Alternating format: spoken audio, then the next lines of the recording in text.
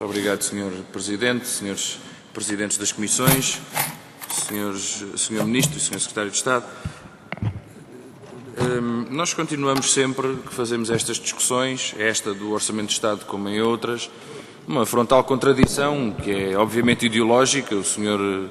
Ministro aparentemente demoniza as diferenças ideológicas, nós encaramos-las com toda a naturalidade. O Sr. Ministro preconiza e aplica uma política neoliberal que visa, no essencial, a desresponsabilização do Estado perante o ensino superior. O PCP não a subscreverá nunca e dessa contradição partimos para esta discussão, que nasce à partida, obviamente, com um certo antagonismo. É natural. Não esperamos que use a diferença ideológica para justificar tudo, porque achamos que ainda assim a justiça deve prevalecer, ou pelo menos a preocupação com a justiça. E há esta diferença ideológica que faz com que, obviamente, da parte deste Ministério se continue a praticar uma política, uma opção política, e julgamos que essa é uma nota importante que deve ficar da discussão dos orçamentos de Estado. Há uma opção política de desinvestimento no ensino superior.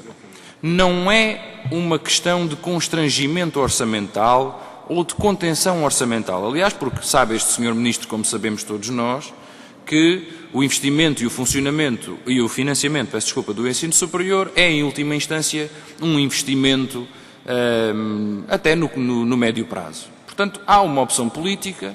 Aliás, basta ver a dimensão dos valores a que nos estamos a referir e compará-los com outros valores, por exemplo, das despesas da administração direta do Estado, para perceber que, para pôr fim ao pagamento de propinas por todos os estudantes do nosso sistema de ensino superior, bastaria um investimento na ordem dos 350 milhões de euros anuais. Percebemos logo da dimensão do investimento que seria necessário para garantir a gratuitidade. Portanto, é claramente uma opção e partimos dela para fazer a discussão. Mas, Sr. Ministro, mesmo no quadro desta política de desinvestimento, de diminuição do peso do Estado no financiamento do ensino superior e da obtenção da receita que o Sr. Ministro chama a receita privada e a receita própria das instituições, nós preferimos chamar propina porque é o seu nome real, há ainda assim uma nota preocupante. É que o Sr. Ministro, desde 2005, veio a estrangular sucessivamente as instituições de ensino superior enquanto não as tinha, digamos, de rastos ao ponto de lhes poder impor a sua política e a sua concepção para o ensino superior. Ou seja, obrigou-as a aumentar as propinas, a converter o conhecimento que deveriam difundir e produzir em mercadoria, os cursos sanduíche e por aí fora. Chegámos a esse ponto. E com isto trouxe as instituições, de facto, até um ponto quase de ruptura, ao qual não chegaram porque o Sr. Ministro também generosamente abria a bolsa sempre que conseguia das instituições aquilo que delas exigia. Ora, mas o que perguntamos é, Sr. Ministro, é a primeira pergunta que lhe deixo, tão bom que é este contrato de confiança, porque é que não assumiu desde 2005? Porque é que não assumiu desde 2006? Porque depois de 2005 terem levado os cortes orçamentais que levaram as instituições, o Sr. Ministro percebeu certamente que havia necessidade de investir em 2006 e, se não percebeu, o PCP, por exemplo, logo em 2006 propôs a reposição de um conjunto de verbas nas instituições que o Sr. Ministro lhes havia retirado. O seu Governo, obviamente, não é o Sr. Ministro Mariano Gaga, o Governo retirou às instituições. E sucessivamente, até ao ano passado, até 2009, o PCP propôs persistentemente a reposição da verba, no mínimo da reposição daquilo que o Governo havia retirado por via da necessidade do aumento das contribuições para a Caixa Geral de Apresentações. Ora, se é tão bom e afinal vem agora anunciar a todo o país que há um contrato de confiança que vai salvar, curiosamente, o ensino superior da estagnação a que o próprio Ministério o tinha votado, qualquer dia chegamos ao ponto do Governo tirar as reformas aos idosos e depois, quando as der, vem dizer que é uma regalia. Não é? Portanto, Sr. Ministro, esta é a primeira pergunta. Porque é que não reconheceu a necessidade de investimento antes de ter feito com que as instituições ficassem quase sem opções, nomeadamente no que toca à gestão do seu pessoal, e isto com efeitos particularmente intensos no quadro do ensino superior politécnico, como sabe, sujeito a elevada precariedade. Mas há uma dúvida que também nos surge da leitura do Orçamento de Estado e dos diversos documentos que o Governo nos forneceu.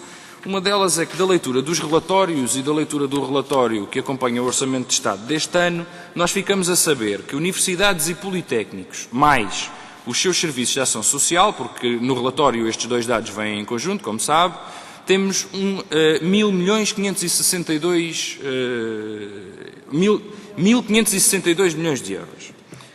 E em 2009 tínhamos, para a mesma rúbrica, 1.718 milhões de euros, o que dá ainda uma diferença da ordem dos 150 milhões de euros. Quando vamos a fazer as contas, retirando a ação social, verificamos que, em relação à estimativa, existe de facto um crescimento, que é o crescimento que o Sr. Ministro diz que são os 100 mil euros a mais, mas, na verdade, em relação ao orçamentado, há uma diminuição. E o que lhe pergunto, Sr. Ministro, é como é que está em condições de nos garantir que a taxa de execução vai ser este ano superior à taxa de execução do ano anterior. Porque imaginemos a seguinte situação, taxa de execução igual em 2010 e em 2009. Estamos a falar de uma retirada de quase 300 milhões de euros do orçamento. Claro que o Sr. Ministro dirá assim, mas está-se a esquecer que temos que retirar as fundações. Também lhe pergunto então, onde é que metemos as fundações? Pergunto-lhe, é uma pergunta sincera, não sei porque vias estão a ser financiadas as instituições que optaram pelo regime fundacional, porque o Sr. Ministro diz aqui que não estão aqui, mas depois também não nos diz onde está. Gostava também de saber. Mas mesmo retirando as fundações, repare, são 169 milhões de euros, ainda assim fica um corte significativo. Isto em relação àquilo que é executado. E, portanto, é uma nota que também deixamos.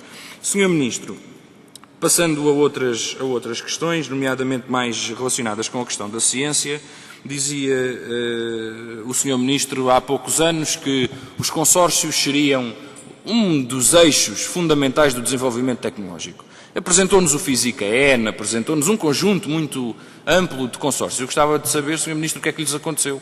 Em que pé está cada um dos consórcios? E qual é a expressão que esses consórcios adquirem no seu Orçamento de Estado? Gostava também de lhe perguntar se tem pensada uma solução para os contratos de ciência de 2007 e 2008, no caso, os que lhes vierem a seguir, agora, certamente optará por fazer novos. Tem um minuto, Sr. Deputado. Muito obrigado, Sr. Presidente. Se pensa continuar com este regime de alguma instabilidade no quadro do investigador, da carreira de investigação. O Sr. Ministro valoriza muito, e julgamos que pelo menos retoricamente o faz bem, valoriza muito a carreira do investigador, a necessidade do investigador, curiosamente despreza sempre a carreira técnica, que é um dado que não deixamos de dar algum relevo, porque é engraçado que o Sr. Ministro não hesita em valorizar o número de técnicos por milhar de habitante, de investigador por milhar de habitante em Portugal, e que de facto tem crescido, mas nunca refere o número de técnico por investigador.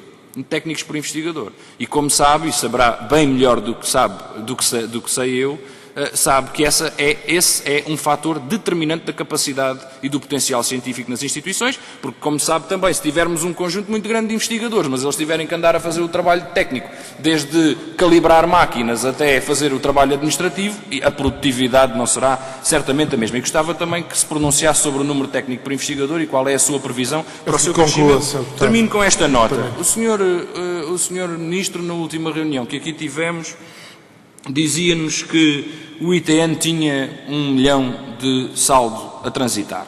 Sr. Ministro, lamento que tenha utilizado um golpe de desonestidade intelectual dessa natureza. O Sr. Ministro sabe que a verba a que se referia era referente à receita consignada.